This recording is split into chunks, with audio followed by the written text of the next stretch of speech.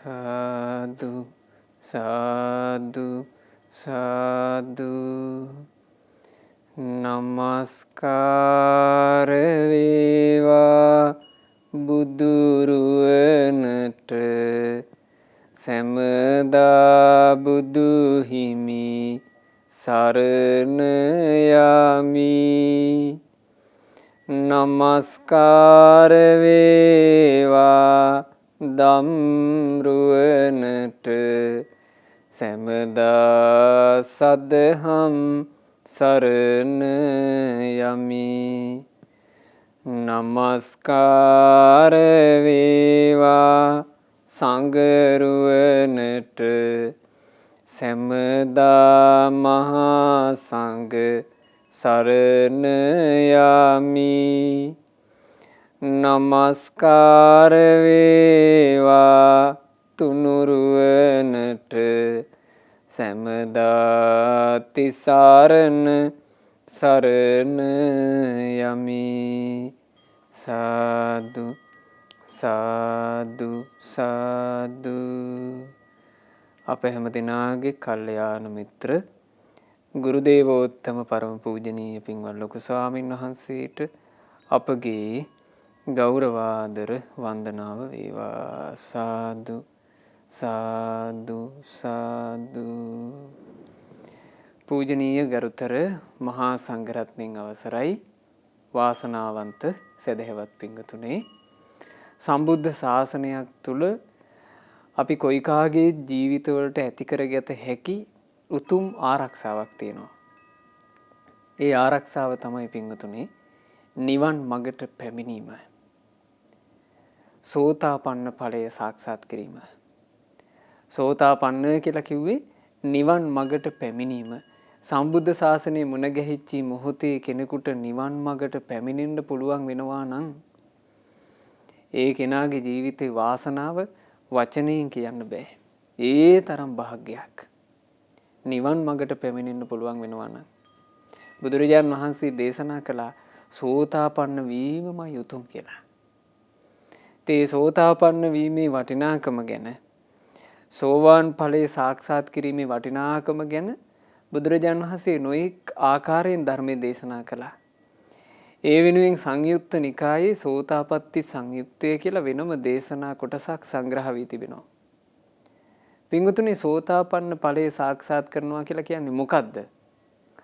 සෝතාපන්න වෙච්චි තැනැත්තාට හටගන්නවා බුද්ධේ අවිච්ඡප්පසාද, බුදුරජාණන් වහන්සේ ගැන කාටවත් හොලවන්න බැරි ප්‍රසාදයක්. ධම්මේ අවිච්ඡප්පසාද, ධර්මයේ ගැන කාටවත් හොලවන්න බැරි පැහැදීමක්. සංඝේ අවිච්ඡප්පසාද, ශ්‍රාවක සංගරුවන ගැන කාටවත් හොලවන්න බැරි පැහැදීමක් හටගන්නවා. ආර්ය කාන්තේහි සීලේහි සමන්නාගතෝ. එයාගේ සීලය ආර්යකාන්ත සීලයක්, උතුම් සීලයක්, නොකැඩෙන සීලයක් බවට පත් වෙනවා. එතකොට අද මේ හිමිදිරියේම පින්වතුන්ලාට සෝතාපන්න ඵලයේ වටිනාකම ගැන අහන්න ලැබෙනකොට පින්වතුන් පින් හිතක්, දහම් සිතුවිල්ලක්, තමන්ගේ ජීවිතයට උදාර සිතුවිල්ලක් ඇති කරගන්න මම බුදුරජාණන් වහන්සේ ගැන ප්‍රසාදයේ බලවත් කර කර වාසය කරන කෙනෙක් වෙනවා. ධර්මයේ ගැන තියෙන පැහැදීම බලවත් කර ගනිමින් වාසය කරන කෙනෙක් වෙනවා. සංගරුවන ගැන තියෙන පැහැදීම බලවත් කර ගනිමින් වාසය කරන කෙනෙක් වෙනවා. ඊළඟට මං ආරක්ෂා කරන සිල්පද හොඳට ශක්තිමත්ව පිරිසිදුව රකින්න මං මහන්සි ගන්නවා කියන අදහස ඇති කරගන්න. ඒ අදහසින් යුක්තව අපි අද දවසේ මේ ධර්මය ශ්‍රවණය කරමු. අද දේශනාවට දායකත්වයෙන් දරනු ලබන්නේ අංක 2893 හයගම්මානය 508 දියබෙදුම යන ලිපිනේ පදිංචි පින්වත් එම්.ඊ. ප්‍රේමාවතී මෑණියන්ගේ දෙසැම්බර් මාසේ 18 වෙනිදාට යෙදුණු 62 වෙනි ජන්මදිනය නිමිත්තෙන් ඒ මෑණියන්ට සෙත් ප්‍රාර්ථනා කරන අදහසින්, ඒ වගේම ටී.ජී. විජේරත්න ප්‍රියානන්ට සෙත් ප්‍රාර්ථනා කරන අදහසින් තමයි අද දවසේ මේ උතුම් ධර්ම දානමය පින මේ විදිහට සිදු කරන්නේ. පින්වතුනේ, මේ ලෝකේ සත්පුරුෂයෙක් මුණ ගැහෙනවා කියන එක කල්යාණ මිත්‍රයෙක් මුණ ගැහෙනවා කියන එක දුර්ලභ දෙයක්. ඇතැම් වෙලාවට ලෝකේ සත්පුරුෂයා කල්යාණ මිත්‍රයා මේ මනුස්ස ජීවිතේ ගත කරලා මෙරිලා යනකම්ම හම්බ වෙන්නේ. අසත්පුරුෂයෝ තලයේම ජීවත් වෙලා අසත්පුරුෂයෝ ගොඩේම මිය යන්න සිද්ධ වෙනවා. කලාතුරකින් සත්පුරුෂයෝ ඇසුරු කිරීමේ වාස්‍ය මේ මිනිසයාට උදා වෙනවා. සත්පුරුෂයෝ කියලා ගත්තාම ඇතැම් අවස්ථාවල දෙමව්පියන්ට දරුවෝ කල්යාණ මිත්‍රයෝ බවට පත් වෙනවා පේනවා. ඇතැම් වෙලාවට දරුවන් හට දෙමාපියන් කල්යාණ මිත්‍රයෝ වෙනවා දකින්න ලැබෙනවා. දැන් අද අපි මේ ධර්ම කතාව ඉගෙන ගනිද්දී මේ ධර්ම කතාවට පදනම් උනේ සත්පුරුෂ තාත්තා කෙනෙක් නිසා දරුවෙකුට ලැබිච්ච රැකවරණේ. කවුද සත්පුරුෂ තාත්තා? අනාථපිණ්ඩික සිටුවරයා. අනේපිඬු සිටුතුමා කියලා කියන්නේ බුදුරජාණන් වහන්සේ මුලින්ම හමු වෙලා පළමුවෙනි දහම් කතාවෙන්ම ජීවිතේට මහා රැකවරණය සලසාගත්ත පින්වන්තයා. බුදුරජාණන් වහන්සේ මුලින්ම මුණ ගැහිලා දහම් කතාව අහනකොටම සෝවාන් වුණානේ. ওই අනේපිඬු සිටුතුමාට හිටපු දරුවෝ අතරේ හිටියා කාල කියලා පුතෙක්. මේ කාල පුත්‍රයා සිටුතුමාගේ ධනවත් භාවය නිසාම යාළු මිත්‍රයන්ට එකතු වෙලා නොමග ගිහින් හිටියේ. යාළුවොත් එක්ක විනෝද වෙලා එක එක කොණ්ඩා සැරසිලි කර කර විනෝදින් හිටියා. කනවා බොනවා නටනවා වෙන දෙයක් ගැන අවධානයක් නැහැ. ඉතින් සිටුවරයා මේ ගැන හරි කනස්සල්ලෙන් හිටියේ. සිටුතුමා නොඑක අවස්ථාවල මේ පුතාට කතා කරලා කියනවා පුතේ බණපදයක් අහන්න යන් කියනවා. ගණන් ගන්නවත් නැහැ. පුතේ බුදුරජාන් වහන්සේ බැහැ දකින්න යන් කියනවා. ගණන් ගන්නවත් නැහැ. එතකොට සිටුතුමා ඇතැම් අවස්ථාවල ටිකක් තදින් කතා කරලා තියෙනවා පුතේ ඔහොම කරන්න එපා. ඔයා ඔය කටයුතු කරන විදිය හරිනේ. මං වගේ සැදැහැවත් පියෙක් සැදැහැවත් තාත්තා කෙනෙක් ඉද්දි බුදුරජාණන් වහන්සේ උදෙසා කහවණු අතුරලා භූමියක් මිලට අරන් පූජා කරපු තාත්තා කෙනෙක් ඉද්දි ඔයා බුදුරජාණන් වහන්සේ දකින්නවත් යන්නේ නැති එක හරිනේ. ඔයා ඔය ජීවත් වෙන විදිහ සුදුසු නෑ කියලා. ඒත් ගණන් ගත්තේ නෑ. අවසානයේ සිටුවරයා මේකට උපායක් යොදන්න කල්පනා කළා. සිටුතුමා මේ කාල කියන පුතාට දවසක් උපෝසත දිනේ කතා කරනවා පුතේ. අද ඔයා එක වැඩක් කළොත් මං ඔයාට කහවණු 100ක් දෙනවා. එතකොට කාලගේ මූණට හිනාවක් ආවා. වෙනදා තාත්තා කතා කරනකොට මූණ වකුටු කරගන්නවා. අද සතුටින් මේ කාල කියනවා තාත්තේ කියන්නකෝ මොකද්ද මගෙන් කෙරෙන්න ඕන? කිව්වා පුතේ නුඹ යන්න ඕන සැවැන් නුවර ජේතවනාරාමයට. ජේතවනාරාමේ ධම් සභා මණ්ඩපයේ අද බුදුරජාන් වහන්සේ දහම් දේශනවා. අද දවසම ජේතවනාරාමේ ඉන්න ඕන. අද ජේතවනාරාමේ දවසම වාසය කරලා આવොත් කහවණු 100ක් ලැබෙයි කිව්වා. එතකොට කාල ගියා. සීල සමාදන් වීම ඒව මේව මොකුත් නැහැ. ජේතවනාරාමේ එහෙ මෙහෙ ඇවිද ඇවිද හිටියා දවස ගෙව්වා. ඇවිදින්න කහවණු 100 අරගත්තා. දැන් සිටුතුමාට තේරුණා මෙයා සල්ලි වලට නැමිනවා. ඊළඟ පොයේට සිටුතුමා කතා කළා. කතා කරලා කිව්වා පුතේ මේ වතාවේ කහවණු 1000ක් ලැබෙනවා. හැබැයි කලින් වතාවට වඩා කටයුත්ත වෙනස්.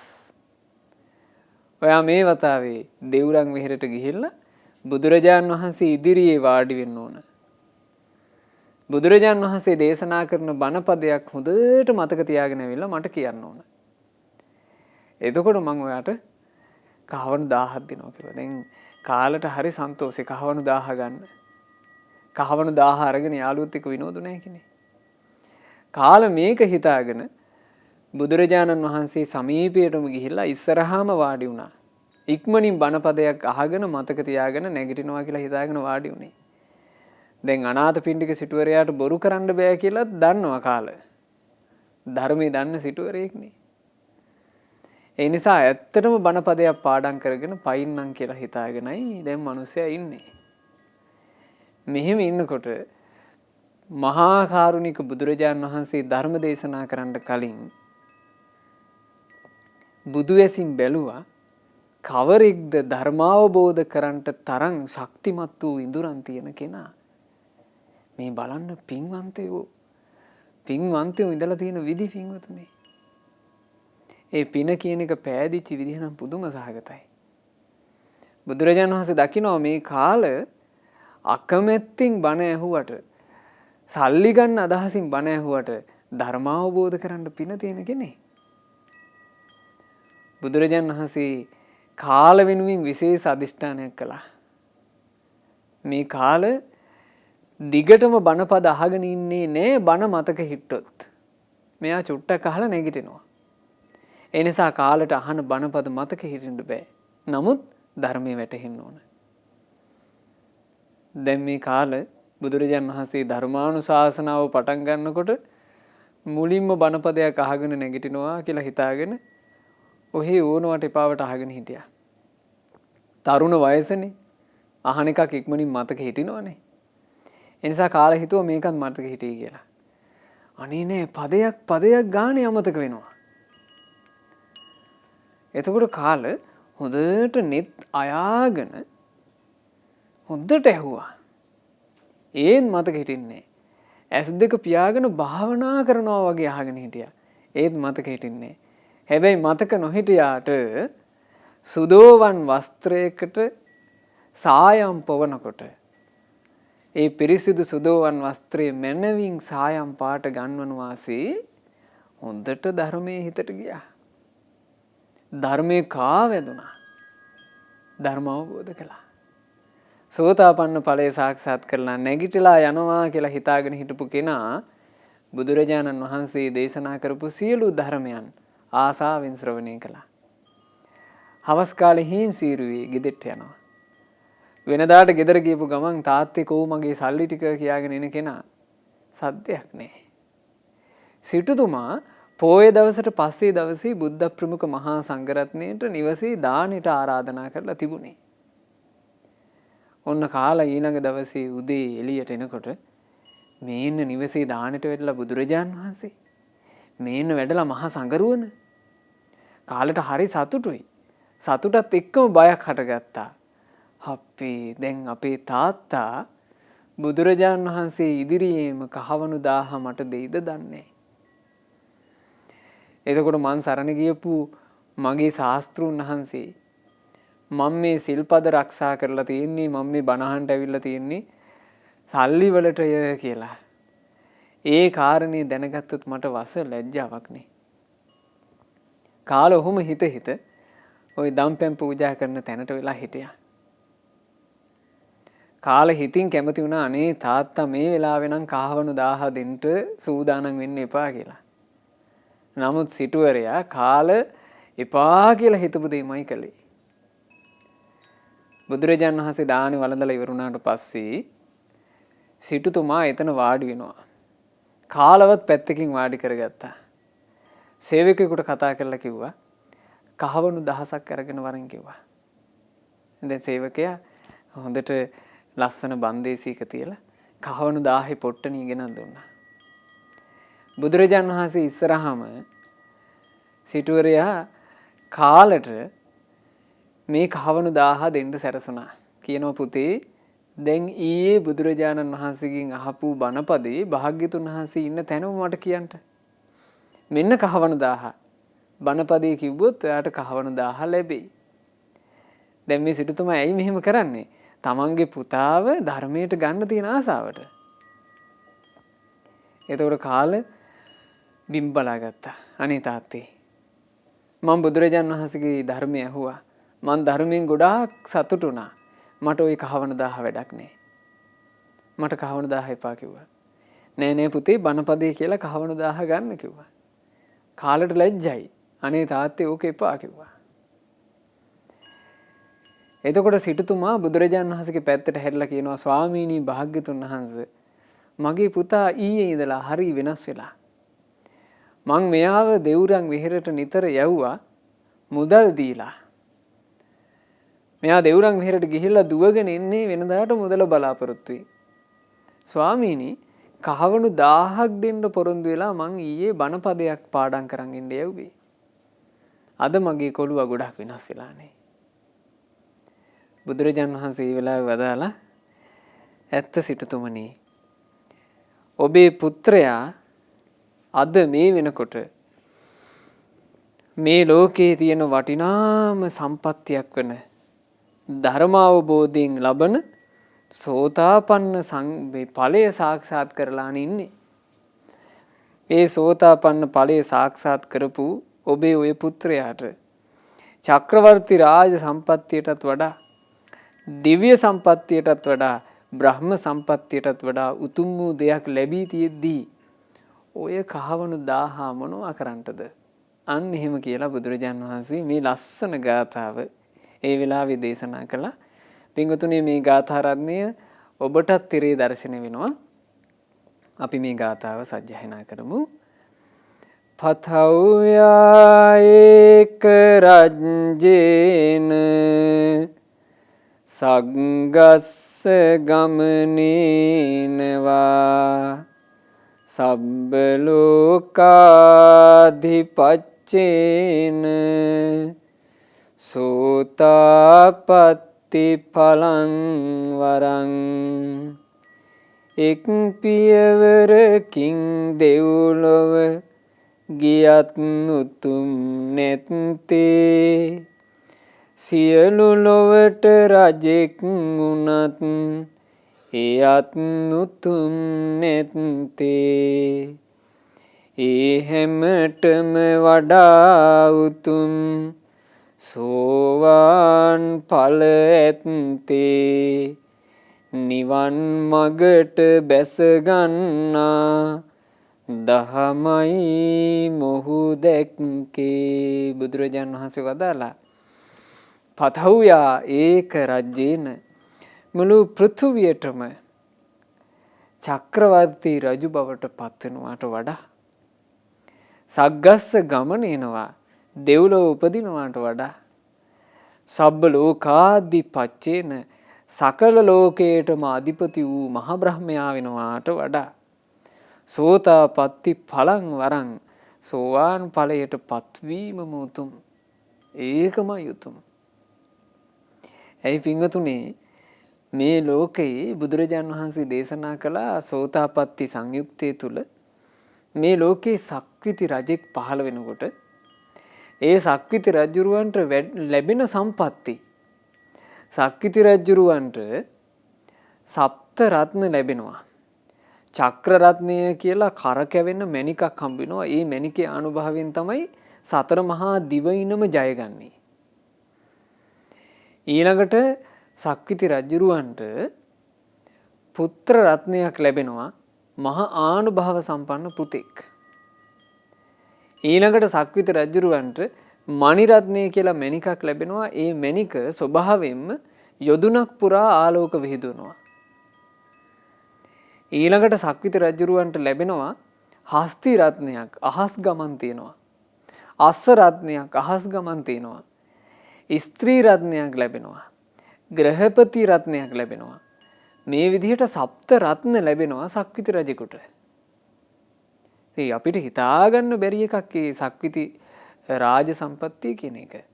ඊළඟට සක්විති රජුරන්ගේ රූප ශෝභා ගත්තොත් එහෙම දෙතිස් මහා පුරුෂ ලක්ෂණ. අසාමාන්‍ය තරම් ලස්සන රූපයක්. ඊළඟට සක්විති රජෙකුට එරදි 4ක් විශේෂයෙන් ලැබෙනවා. සතර මහා දිවයිනටම අධිපතියා වෙලා දැහැමින් රාජ්‍ය කරනවා. එසේ රාජ්‍ය කරන මේ සතර මහා දිවයිනම ජය ගන්නවට වඩා බුදුරජාන් වහන්සේ දේශනා කළා යමෙක් සෝතාපන්න වෙලා ලබන සිව් අංග ලබනවා නම් ඒ සිව් අංග වටිනවා. මොනවද ඒ සිව් අංග? බුද්ධේ අවෙච්චප්පසාදේන සමන්නාගතු බුදුරජුන් ගැන කිසිවෙකුටවත් නොසෙල්විය හැකි ප්‍රසාදයකින් සමන්විත වෙයි. ධම්මේ අවෙච්චප්පසාදේන සමන්නාගතු ධර්මයේ කෙරෙහි කිසිවෙකුටවත් නොසෙල්විය හැකි ප්‍රසාදයකින් සමන්විත වෙයි. සංඝේ අවෙච්චප්පසාදේන සමන්නාගතු ආර්ය සංගරුවන ගැන කිසිවෙකුටවත් නොසෙල්විය හැකි ප්‍රසාදයක් ඇති කරගන්නේ වෙයි. ආර්ය කාන්තේ හි සීලේහි සමන්නාගතු ආර්ය කාන්ත වූ සීලයක් නොකැඩුණු කැලැල් නැති කබර නැති නිවන පිණිස පවතින උතුම් සීලයකින් සමන්විත වෙයි. මේ අංග 4 ලැබීම අර සක්විති රජු ලබන සිව් මහා දිවයිනට අධිපති බවට වඩා හොඳයි කියනවා ඔය අංග 4. බුදුරජාණන් වහන්සේ දේශනා කරනවා සක්විති රජෙක් විදියට රාජ සම්පත්තියෙන් ඉන්නවට වඩා යමෙක් එදා වේලා හරියට හොයාගන්න බැරුව වුණත් සෝතාපන්න කෙනෙකුට පිළිටන අංග 4න් සමන්විත නම් එයාමයි වටින්නේ. ඇයි එහෙම වදාරන්නේ? සක්විති රජා වුවත් දෙහෙමින් රාජ්‍ය කොට මරණින් මත්තේ සුගතියේ උපදී. සුගතියේ ඉපදී සුගතියේ කාලවකවානු අවසන් වූ කල්හි යලි දුක්ඛිත සසරටම වැටේ. එනමුත් යමෙක් තුල සෝතාපන්න ඵලයේ සාක්ෂාත් කොට අංග 4ක් උපදවාගෙන තිබේ නම් ඒකේ නම මරණින් මතු සුගතිය ඉපදී. ඔහුට සුගතිය අහිමි වන්නේ නැත. සුගතිය අහිමි වෙන්නේ. සුගති රැකවරණය ඔහුට ඒකාන්ත කොට පවතිනවා නිවන් දක්නා තුරාවටම. ඒ නිසා බුදුරජාණන් වහන්සේ දේශනා කළා යෝච චතුන්නං දීපානං පටිලාභෝ යෝ චතුන්නං ධම්මානං පටිලාභෝ චතුන්නං දීපානං පටිලාභෝ චතුන්නං ධම්මානං පටිලාභස්ස කලං නාගති සෝලසින් යං සිව් මහා දිවයින්හි අධිපති බව ලැබීමක් ඇද්ද? යං සතර ධර්මයන්ගේ ලැබීමක් ඇද්ද? සිව් මහා දිවයින්හි අධිපති බව ලැබීම සතර ධර්මයන් ලැබීම හා සසඳා බලද්දී සොළොස් කලාවෙන් එක් කලාවක් තරම්වත් නොවටින්නේය. ගොඩාක්ම වටින්නේ මොකද්ද? ගොඩාක්ම වටින්නේ අර සතර ධර්ම. ඒ වගේන් තමයි ජීවිතේට ආරක්ෂාවක් සැලසෙන්නේ. සෝතාපන්න වෙන කෙනාට සක්කාය දිට්ඨිය, විචිකිච්ඡාව, සීලබ්බත පරාමාසය කියන සංයෝජන ධර්ම දුරු වෙලා යනවා. එයා යලි කිසි අයුරකින් සතර අපායේ නොයන ස්වභාවයටපත් වෙනවා. ඒකාන්ත වශයෙන්ම භව 7ක් ඇතුලේ නිවන අවබෝධ කරන ස්වභාවයටපත් වෙනවා. බුදුම රැකවරණය. ඒ නිසා බුදුරජාණන් වහන්සේ වදාළා ඉගෙන මෙහෙම යේ සංසද්ධාච සීලංච පසාදු ධම්ම දස්සනං තේවේ කාලේන පච්චින්ති බ්‍රහ්මචරියෝගදං සුඛං යමෙකුන් තුල ශ්‍රද්ධාවත් සීලයත් සංඝයා කෙරෙහි පැහැදීමත් ධර්මාවබෝධයත් ඇද්ද? ඔහු නිවන් මගට බැසගත් සැපයෙන් යුතුව සුදුසු කල්හි ඒකාන්තයෙන් නිවනට පැමිණෙති. සෝතාපන්න වුණොත් එහෙම ඒ කෙනා සුදුසු කාලයේ ඒකාන්ත කොට නිවනට පැමිණෙනවා. රැකවරණේ ඒක. ඊටත් වඩා රැකවරණයක් තියෙනවද පින්වතුනි? මේ ජීවිතය තුළ එහෙම නිෂ්ඨාවක් ඇතුව ඇස් දෙක පියාගන්න ලැබුණොත් ඒකමයි රැකවරණේ. ඒ රැකවරණේ ලබා ගැනීමේ අවකාශය අපි ළඟ තියෙනවද නැද්ද කියන එක ගැන ස්ථීරව වචනයක් අපි කාටවත් කියන්න බෑ. හේතුව අපට ඉන්ද්‍රිය පරෝපරියත්ත ඥාන නැහැ. ආසයානුසේ ඥාන නැහැ. අපි ධර්මයේ හැසිරෙනකොට අපි තුල ධර්මාවබෝධයේ පිණිස ජීවිතේ හැඩගැස්ස වෙන්නේ කොහොමද කියලා දකින්න පුළුවන් විශේෂ ඥානය අපි කාටවත් නැහැ. අපි තබාගත යුතු දේ තමයි ධර්ම මාර්ගය ඒකාන්ත කොට නිවැරදි කියන විශ්වාසය. ඒ විශ්වාසයෙන් යුක්තව ටික ටික සීල සමාධි ප්‍රඥා දියුණු කරන්න තියෙන්නේ. ඒ සීල සමාධි ප්‍රඥා දියුණු කරනකොට අභ්‍යන්තර ඉන්ද්‍රිය ධර්ම මෝරා ගිහිල්ලා ඉන්ද්‍රිය ධර්මයන්ගේ මුයරීමේ ප්‍රමාණයට අනුව තමයි අපිට මාර්ගඵල පසක් වෙන්නේ. ඒ අතරේම පින්වතුනේ විශේෂයෙන් කළ යුතු දෙයක් හොඳට පින් කරගන්න එක. ඇයි පින් කරන්නේ? පිනෙන් තමයි අපේ ජීවිතයේ සුගතිය තුල රඳවන්න පුළුවන් ධනෙ ලැබෙන්නේ. ධනෙ නැති මිනිස්සුෙකුට සැපසේ ජීවිතය ගත කිරීමක් නැහැ නේද? හොඳට සල්ලි භාගයේ තියෙනවා නම් මේ මිනිස්සයාට සැපසේ ජීවත් වෙන්න පුළුවන්. ඔන්න ඔය වගේමයි. සංසාර ගමනේ අපට සැප සලසන ධනය පුණ්‍ය ධනයයි. ඒ නිසා සීල සමාධි ප්‍රඥා දියුණු කරමින් ආර්ය අෂ්ටාංගික මාර්ගයේ හැසිරෙන්න මහන්සි ගන්න ගමන් හොඳට පින් කර ගන්න ඕන. පිනෙන් අපි ආරක්ෂාව හදාගෙන තියෙන්න ඕන. මොකද ජීවිතේ කොයි වෙලේද කියලා කියන්න බැරි නිසා. මේ හොඳට ඉන්නවා මෙන්න ඊළඟ මොහොතේ මැරිලා යනවා.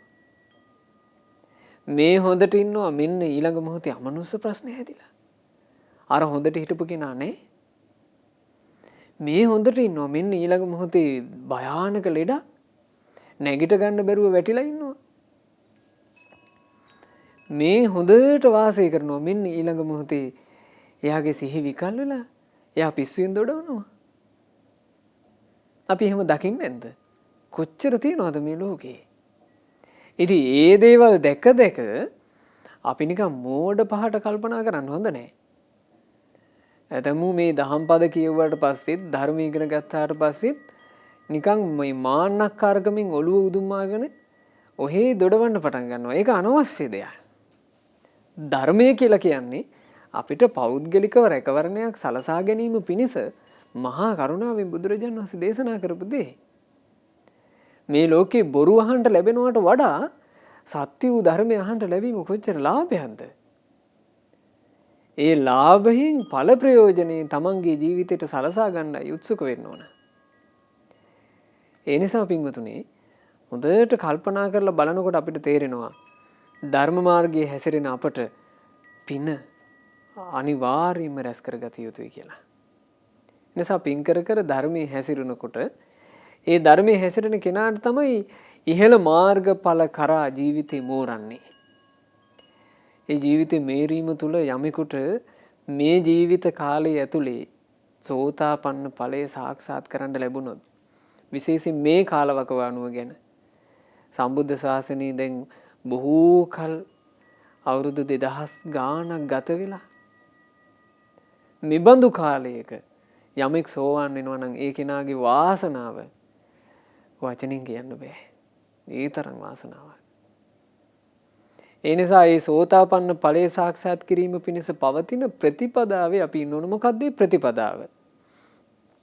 දවසක් බුදුරජාන් වහන්සේ සාරිපුත්ත මහරහතන් වහන්සේත් එක්ක කරපු ලස්සන දහම් කතාවකින් අපිට මේ ගැන ඉගෙන ගන්න ලැබෙනවා. බුදුරජාන් වහන්සේ අහනවා සාරිපුත්තය සෝතාපට්ටි අංග කියලා කියනවා. මොනවාටද මේ සෝතාපට්ටි අංග කියන්නේ? එතකොට සාරිපුත්ත මහරහතන් වහන්සේ වදාලා සප්පුරිස සංසේවෝ භන්තේ සෝතාපට්ටි අංගං. ස්වාමීනි සත්පුරුෂ ඇසුර කියලා කියන්නේ සෝතාපන්න ඵලය සාක්ෂාත් කිරීම පිණිස තියෙන අංගයක්. සත්පුරුෂයාගෙන් සද්ධර්මය අහනවා කියලා කියන්නේ සද්ධම්ම ශ්‍රවණං. ධර්මය අසන්නට ලැබීම දෙවනි සෝතාපට්ටි අංගයයි. යෝනිසෝච මනසිකාරෝ යෝනිසෝ මනසිකාරය කියලා කියන්නේ සත්පුරුෂයා ඇසුරු කරලා කල්යාණ මිත්‍රය ඇසුරු කරලා මනවින් අහන ලද බණපදවලට අනුව නුවණ මෙහෙවීම.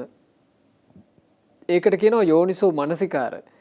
යෝනිසෝ මනසිකාරය කියලා කියන්නේ සෝතාපට්ටි අංගයේ තුන්වෙනි සෝතාපට්ටි අංගය. ඊළඟට ධම්මානු ධම්ම පටිපත්ති නුවණින් හොඳට කල්පනා කරලා ධර්මානුකූලව සිත කය වචනේ මෙහෙවා ගැනීම.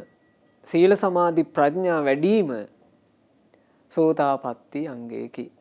සත්පුරුෂ ඇසුර සද්ධර්ම ශ්‍රවණය යෝනිසෝ මනසිකාරය ධම්මානු ධම්ම පටිපදාව සෝතාපට්ටි අංගයි. එහෙනම් ප්‍රතිපදාව මොකද්ද? සත්පුරුෂයා කල්යාණ මිත්‍රය ඇසුරු කර කර ධර්මයේ ඇසීම, ධර්මයට අනුව කල්පනා කිරීම, ධර්මයට අනුව හැසිරීම. ඕක තමයි කරන්න තියෙන්නේ. බුදුරජාණන් වහන්සේ දේශනා කළා ඔය හතරෙන්මයි සෝවාන් වෙන්නේ. ඔය හතරෙන්මයි සකදාගාමි වෙන්නේ. ඔය හතර පුරුදු කිරීමෙන්මයි අනාගාමි වෙන්නේ. ඔය හතර කරුණ මුල් කරගෙනමයි කෙනෙක් රහතන් වහන්සේ නමක් බවට පත් වෙන්නේ. අපි හිතමු රහතන් වහන්සේ නමක් සම්මුඛයේ ඉඳගෙන කෙනෙක් බණ අහනවා අවවාද ලබනවා කියලා. එයා මොකද්ද කළ යුත්තේ? රහතන් වහන්සේ ළඟ හිටියා කියලා Tamanට අරහත්ත්වය ලැබෙන්නේ? රහතන් වහන්සේ ළඟ හිටියා කියලා Taman සෝවන් වෙන්නේ?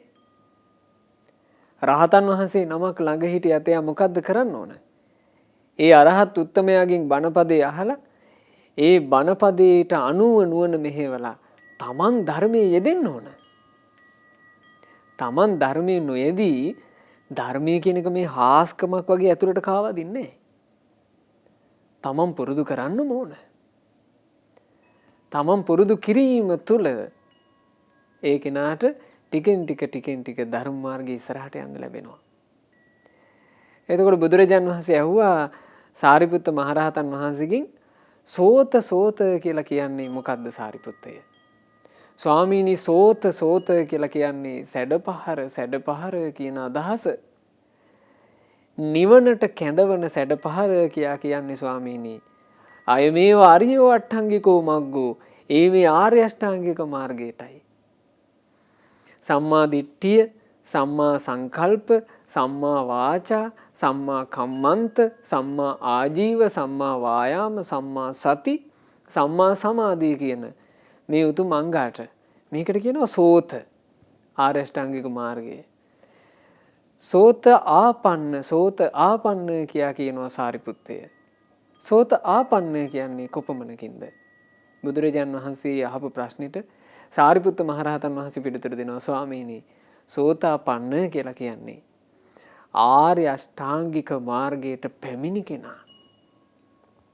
නිවන් මගට පැමිණි කෙනා කියන අදහසින්. නිවන් මගට පැමිණී කිව්වහම පින්වතුනි ආයි නිවන් මගින් ඉවත් වෙන්නේ.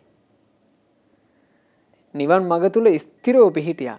සැඩපහරට ස්ථිරව වැටුණා. සැඩපහරේ ගසාගෙන යන කෙනෙක් බවට පත් වුණා. ඒ නිසා ඔය සෝතාපන්න ඵලයට තව ලස්සන වචනයක් කියනවා. අචල පද. අචල පද කියලා කියන්නේ එයාව නිවන් මගින් සොලවන්න බෑ. ස්ථිරව පිහිටියා. බලන්න රැකවරණේ. සම්බුද්ධ ශාසනයක් තුල ජීවිතයට හදාගන්න තියෙන ඒ රැකවරණේ නම් විස්මිතයි. ඒ විස්මිත රැකවරණේ කෙනෙක් කොයි තැනක ඉඳලා හෝ හදා ගන්නවා නම් එයා තමන්ගේ ජීවිතයට ආරක්ෂාව හදාගත්ත පුද්ගලයෙක්. ඒ නිසායි බුදුරජාණන් වහන්සේගේ ධර්මයට අපි කියන්නේ සත්‍ය කියලා. ඒ සත්‍ය කොයි යම්ම හෝ තැනක ඉඳලා කොයි යම්ම හෝ වයසක කෙනෙක් පුරුදු කරනවා නම් එයාට සත්‍යයෙන් ලැබෙන රැකවරණය ලැබෙනවා. ඒ කාලේ දෙව්ලොව සිදුවීමක් සිද්ධ වුණා. සෙවන් නුවර ඔය වීදියක් ගානේ හිඟා කමින් හිටපු මිනිස්සෙක් මිය ගියා. මිය පරලෝ ගිහිල්ලා ඔහු උපන්නේ තව්තිසාවේ. තව්තිසාවේ උපදිනකොට කලින් හිටපු දෙවිවරුන්ගේ දේවානුභාවයේ පරදවන තරම් මේ දෙවියා හරි සෝභා සම්පන්නයි. දැන් අනෙක් දෙවිවරු දැක්කා මේ සෙවන් නුවර වීදියක් ගානේ හිඟා කාපු අනුන්ගෙන් ලැබෙන ඉඳුල් ටිකක් කාලා ජීවත් වෙච්චි වැරහැලි ඇඳගෙන හිටපු හරි තැනක් නිදා ගන්නවත් නැතුව හිටපු පුද්ගලයෙක් මේ. මෙයා කොහොමද මෙච්චර දේවානුභාවයන් ලබලා අනික් දෙවිවරුන්ගේ ප්‍රභාව පරදවලා මෙච්චර ඉහළ තැනකට ආවේ? මෙයාට දානයක් දෙන්න විදිහක් තිබ්බේ නැහැ. මොකද Tamanට කියලා මොකුත් තිබ්බ කෙනෙක් නෙමෙයි. අනුන්ට අතපාගෙන හිටපු කෙනෙක්. කොහොමද මෙච්චර උඩට ආවේ? ඒ ගැන දෙවිවරු අතරේ පොඩි කතා බහක් ඇති වුණා. ওই වෙලාවේ සක්දෙවිඳු ඔතෙන්ට එනවා. සක්දෙවිඳු එහි පැමිණිලා සක්දෙවිඳු කියනවා දෙවිවරුනි මේ දෙවියාට මුකුත් කියන්න එපා. ඒ දෙවියාමයි තමන්ගේ ආනුභාවය හදාගත්තේ. මේ දෙවියාට තියෙනවා බුදුරජාණන් වහන්සේ ගැන මේ ලෝකේ කාටවත් හොලවන්න බැරි තරම් ප්‍රසාදයක්. ධර්මයේ සංගරුවන ගැන කාටවත් හොලවන්න බෑ මොහු තුල තියෙන ප්‍රසාදේ. මොහු ළඟ තියෙන ප්‍රසාදය තුන් ලෝකේ කිසි කෙනෙකුටවත් වෙනස් කරන්න බැරි විදිහට පිහිටලායි තියෙන්නේ. මොහුගේ සීලය නොකැඩෙන සීලයක් බවට පත් වෙලා සෝවාන් වෙලා. සෝතාපන්න ඵලයේ සාක්ෂාත් කරලා හිටියේ. ඉතින් බුදුරජාණන් වහන්සේ ওই සිදුවීම ආරම්භය හරි ලස්සන ගාථාව දාලා යස්ස සද්ධා තථාගතේ අචලා සුප්පතිට්ඨිතා සීලංච යස්ස කල්යාණං අරියකන්තං පසංසිතං.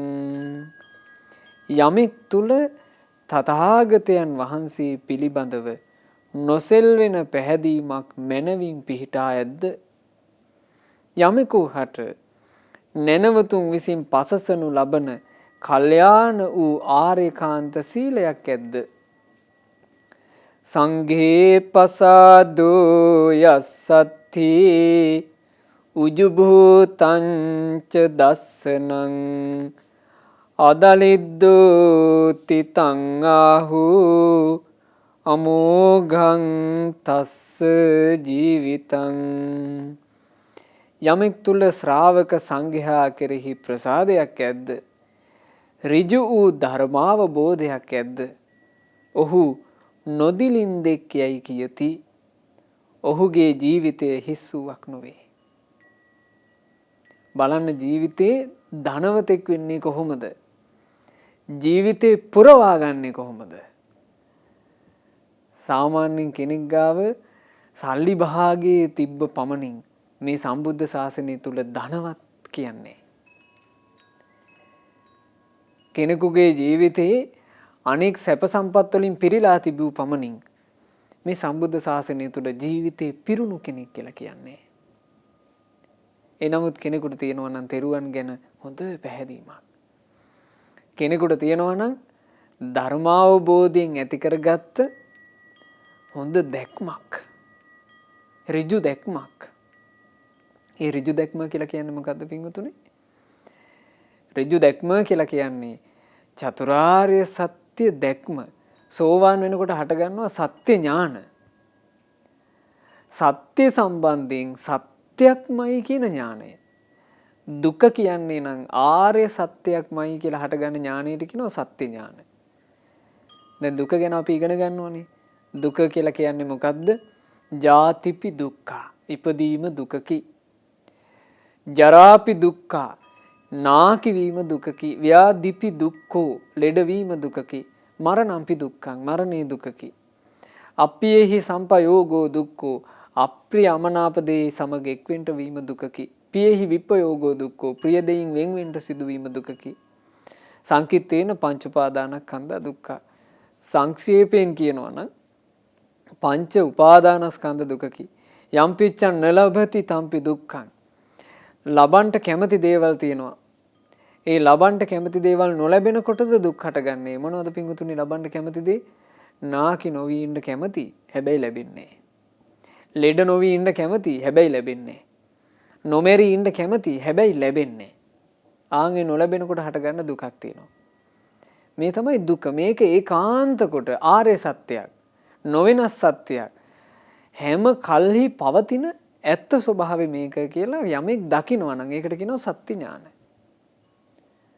ඊළඟට දුක හටගන්නේ තණ්හාව නිසාමයි. දුකේ හට ගැනීමක් තියෙනවමයි. දුක කියන්නේ කවුරුවත් මවපු එකක් නෙමෙයි. දැන් ඈත මේ ලෝකේ බොහෝ දෙනෙක් හිතාගෙන ඉන්නේ අපිව මොකෙක් හරි මැව්වා කියලානේ. සර්ව බලධාරී මේ කවර හෝ බලවේගයක් අපිව මවලා. එහෙම තමයි හිතන් ඉන්නේ. අපිව මවලා ඊට අමතරව මේ ග්‍රහයෝ ලව්ව අපිට එක එක ඒවා කරනවා. එක එක ග්‍රහයෝ එක එක දුක් අපිට දෙනවා. එහෙමනේ හිතන් ඉන්නේ. එක එක ග්‍රහයන්ට එක එක මේ නවග්‍රහ ශාන්ති කරන්න ඕන අපි මෙහි ජීවත් වෙද්දී. එහෙමනේ හිතාගෙන ඉන්නේ. නවග්‍රහ ශාන්ති කියලා පොත් පවා තියෙන්නේ. ඉතින් ඒ වගේ මතිමතාන්තර වලින් බැහැර වෙලා හරි දැක්මකට එන්නේ ධර්ම අවබෝධයක් ලබද්දී. දුක හට ගැනීම කියලා කියන්නේ නොවෙනස් සත්‍යයක්, ආර්ය සත්‍යයක්. දුක හටගන්නේ තණ්හාව නිසා. අන්න සත්‍ය ඥාන. දුකේ නිරෝධයක් තියෙනවාමයි. දුකේ නිරෝධය කියන එක සාක්ෂාත් කරන්න ඕනමයි. අන්න සත්‍ය ඥානෙ. දුක්ඛ නිරෝධයක් තිබේ. දුක නැතිවීමක් කියලා එකක් තියෙනවා. නිවනක් තියෙනවා කියන ඥානෙ. ඒක සත්‍ය ඥානෙ. ඊළඟට දුක නිරුද්ධ කිරීම පිණිස ප්‍රතිපදාවක් තියෙනවා, වැඩපිළිවෙලක් තියෙනවා. ආන් ඒක සත්‍ය ඥානය. ඔය සත්‍ය ඥානයට කෙනෙක් ආවම ඒකට කියනවා ඍජු වූ අවබෝධය. එයාගේ දැක්ම ඍජුයි. එයාව පටලවන්න බෑ. පඹ ගාලවල ගිහිල්ලා ගහන්න බෑ. මං කියලා දෙන්නම්. මගේ ළඟට වරින්. භාවනා කරලා බඩේලි යනවාද කියලා බලාගෙන හිටපන්. මේ විදිහට බඩේලි යනවා නම් උඹට මේ ධ්‍යාන ඉපදිලා රවට්ටන්න බෑ. දැන් එහෙම රවට්ටනව නේද? දැන් මේ මහා දැන උගත් කියලා කියා ගන්න අය පවා රැවටිලා පස්සේ යන්නේ. ඇයි මේ? ඍජු නෑ දැක්ම. දැක්ම ඍජු නෑ. තෙරුවන් ගැන ඇති කරගත්ත ප්‍රසාදේ ශක්තිමත් නෑ. ඒ නිසා කෙනෙක් සෝවාන් වුණොත් ලැබෙන රැකවරණය නම් පින්වතුනි එක විස්මිත රැකවරණයක්. ඒ නිසා ඒ රැකවරණය ඇති කරගත්තොත් එහෙම ඒ රැකවරණය ඇති කරගත්ත කෙනාට තමයි කියනවා ශාසනය ඇතුලේ අදලිද්ද දිලිඳු නැති කෙනා කියලා කියන්නේ. ඒ බඳු තැනැත්තාට තමයි මේ ශාසනය තුළ හිස් නැති ජීවිතේ තියෙන කෙනා කියලා කියන්නේ. තස්මා සද්ධංච සීලංච පසාදං ධම්ම දස්සනං අනුයුංජේත මේධාවී සරං බුද්ධාන ශාසනන්ති. එහෙයින් ශ්‍රද්ධාවත් සිල්වත් බවත් සංඝයා කෙරෙහි ප්‍රසාදයත් ධර්මාවබෝධයත් යන මේ කරුණ වලින් යුතු නුවණැත්තා බුදුරජාණන් වහන්සේගේ අනුශාසනාව නිරන්තරයෙන් සිහි කරන්නේය. ඒ බඳු කෙනා තමයි සම්බුදු රජුන්ගේ අනුශාසනාව සිහි කර කර බොහෝම සතුටින් දහම් මගේ යෙදෙන්නේ. එයාට සතුටින් දහම් මගේ යෙදෙන්න තමන්ගේ ජීවිතේට සැප උපදින වැඩපිළිවෙලක් හදාගෙන ඉවරයි. පින්වතුනි කෙනෙක් තෙරුවන් සරණ යනකොට ඒ තෙරුවන් සරණ යෑමට හරි ලස්සන වචනයක් කියනවා. තෙරුවන් සරණ යෑම ගැන කියනවා පුඤ්ඤාභිසන්ද. පුණ්‍ය ගංගා සකස් කර ගැනීම. කුසලාභිසන්ද කුසල ගංගා සකස් කර ගැනීම. ඊළඟට සුකස්ස ආහාර සැපේට ආහාර සකස් කර ගැනීම. අපි හොඳට තෙරුවන් සරණ යනවනම් පින් ගඟක් ගලන්න පටන් ගන්නවා. තෙරුවන් සරණේ ඉන්න තා ඒ ගඟ ගලනවා. අපි ධර්මයේ සරණ යනකොට පින් ගඟක් ගලන්න පටන් ගන්නවා. සරණ කඩාගන්න තු ඉන්න තාක් ගඟ ගලනවා. මේ පුඤ්ඤාභිසන්ද කුසලාභිසන්ද සුකස් ආහාර කියන වචනේ කවරෙක්ද වදාලේ? ලෞතර භාග්‍යවත් අරහත් ගෞතම සම්මා සම්බුදුරජාණන් වහන්සේ. ඒ නිසා තෙරුවන් සරණ ගියපු කෙනා ඒ සරණේ ආරක්ෂා වෙමින් තමන්ගේ ජීවිතයට පින් ගඟක් ගලන බව, කුසල් ගඟක් ගලන බව, තමන් ජීවිතයට සැපය උදෙසා ආහාර සපයමින් ඉන්න බව දැනගෙන වාසය කරන්න ඕන. බුදුරජාණන් වහන්සේ දේශනා කළා. ඉතින් ඒ විදිහට සෝතාපන්න ඵලයේ යමෙක් සාක්ෂාත් කරොත් එහෙම ඒ සාක්ෂාත් කරපු කෙනාගේ ජීවිත ස්වභාවය මෙන්න මෙහෙමයි කියලා. යෝ පුඤ්ඤකාමෝ කුසලේ පතිට්ඨිතෝ භාවේති මග්ගං අමතස්ස පත්තියා යෝ ධම්ම සාරාධිගමෝ කෛරතෝ නවේදති මච්චුරාජ ගමනස්මි. යමෙක් පින් කැමැතිව කුසලේහි පිහිටි අමා නිවනට පැමිණෙනු පිණිස මාර්ගේ වඩයිද ඔහු ධර්මයේ හරය සාක්ෂාත් කළේ. ආශ්‍රවයන් ක්ෂය කිරීමෙහි ඇලුනේ මාරයා පැමිණෙන්නේ යයි නොසැලෙයි. මරණය අභියස සැලෙන්නේ නැති ජීවිතයක් ඒ බඳු කෙනාට උපදිනවා. මරණය අභියස කෙනෙකුගේ ජීවිතේ සැලෙන්නේ ආරක්ෂාවක් නැතිකොට. මරණින් මත්තේ මට මක්කා වේවිද කියලා හිතා ගන්න බැරිකොට.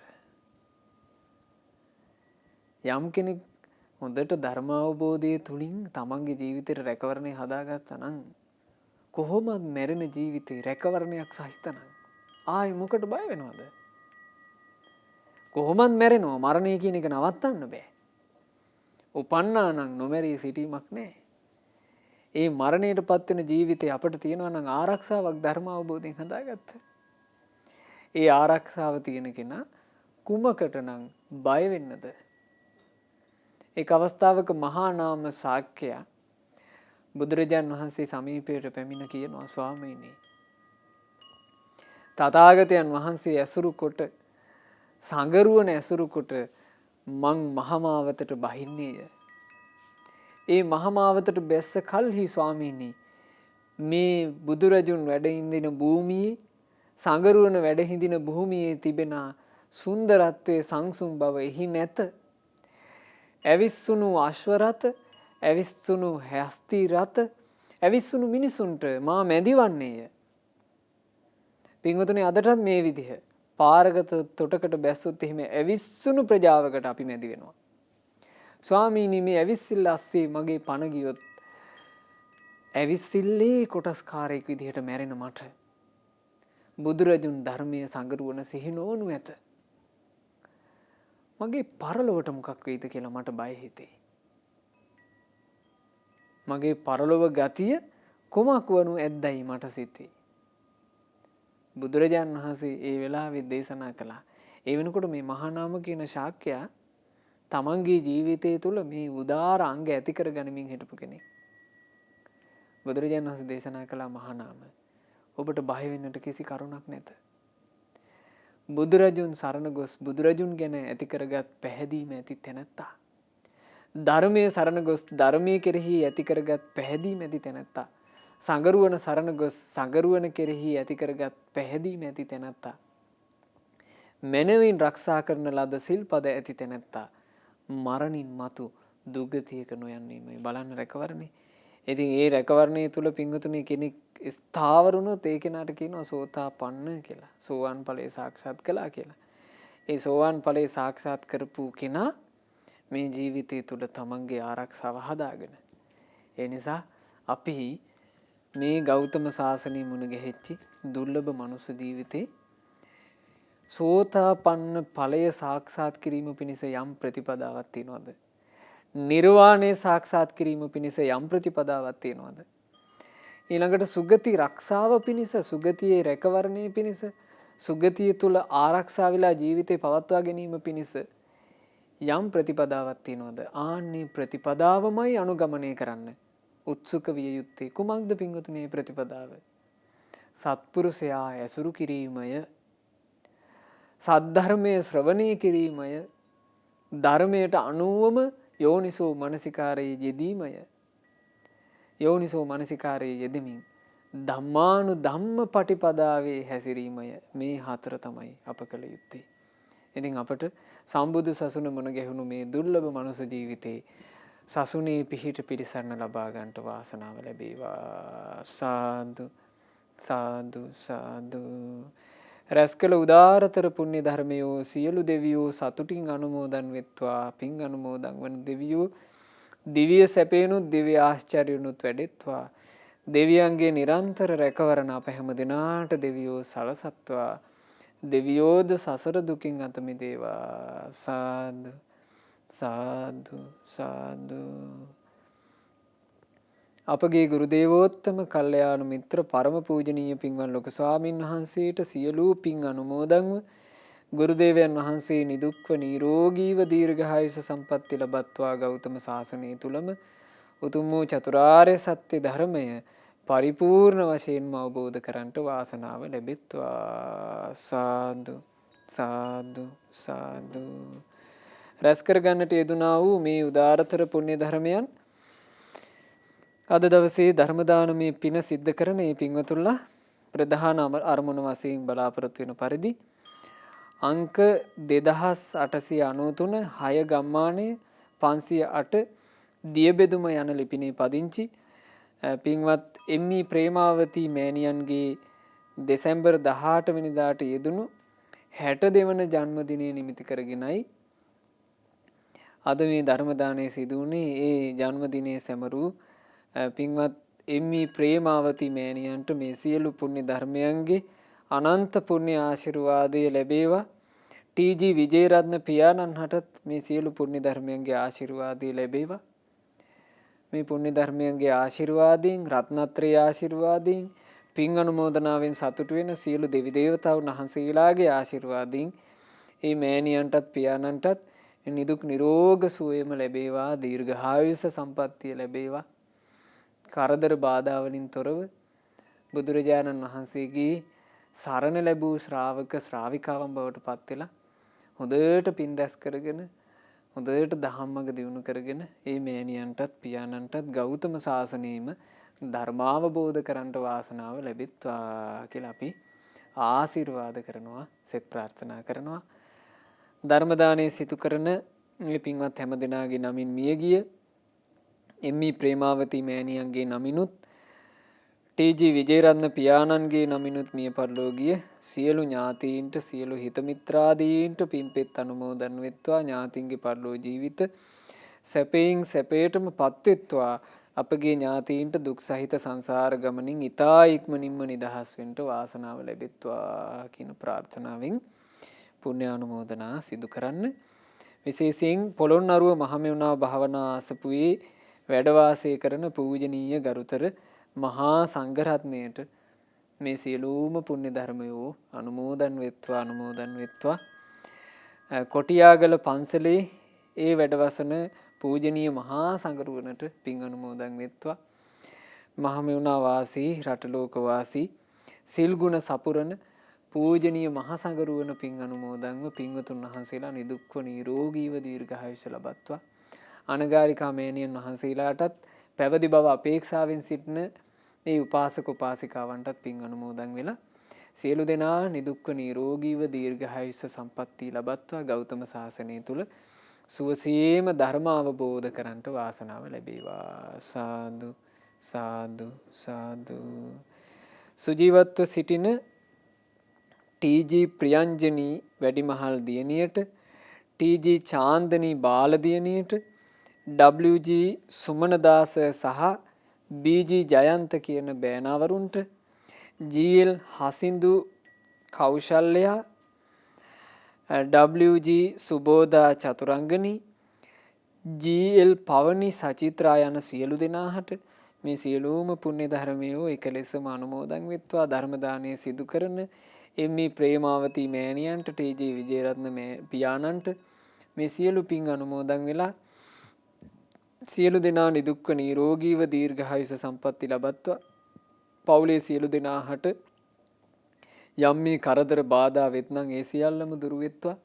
රත්නත්‍රයේ ආශිර්වාදයෙන් සියලු දෙවියන්ගේ රැකවරණයෙන් කරදර බාධා වලින් තොරව තමන්ගේ ජීවිතේ රැකී ආරක්ෂා ආදී දූදරු මුණුපුරු මිනිපිරියන්ගේ අධ්‍යාපන කටයුතු ආදී සාර්ථක කරගන්න දියුණු කරගන්න අවකාශ ලැබෙත්වා. කල්යාණ මිත්‍ර සත්පුරුෂ ඇසුර නිරන්තරයෙන්ම ජීවිතේට සැලසෙත්වා. ධර්ම දානයේ සිදු කළා වූ සුපින්වතුන්ලාටත්, ශ්‍රද්ධා මාසික ධර්ම දාන සමාජික පින්වත් හැම දිනාටත්, ශ්‍රද්ධා රූප වාහිනී කාර්ය මණ්ඩලයේ සියලු දිනාටත්, ඒ වගේම සුපින්වත් ඔබ හැම දිනාට මේ ගෞතම සාසනය තුල කල්යාණ මිත්‍ර ඇසුරු කරන්ට ලැබිච්ච මොහොතේ සත්පුරුෂ ඇසුරේ සද්ධර්මයේ අසමින්, ධර්මයේ මැනවින් මෙනෙහි කරමින්, ධම්මානුධම්ම පටිපදාවේ යෙදෙමින් සම්බුදු සසුනේ පිළිසරණ සලසා ගන්නට හැම දිනාට වාසනාව ලැබෙත්වා. හැම දිනාටම තෙරුවන් සරණයි. නමෝ බුද්ධාය. මෙවැනි වටිනා ධර්ම දේශනා ශ්‍රවණය කිරීමට ශ්‍රද්ධා ඩේලි YouTube චැනලය සබ්ස්ක්‍රයිබ් කරන්න.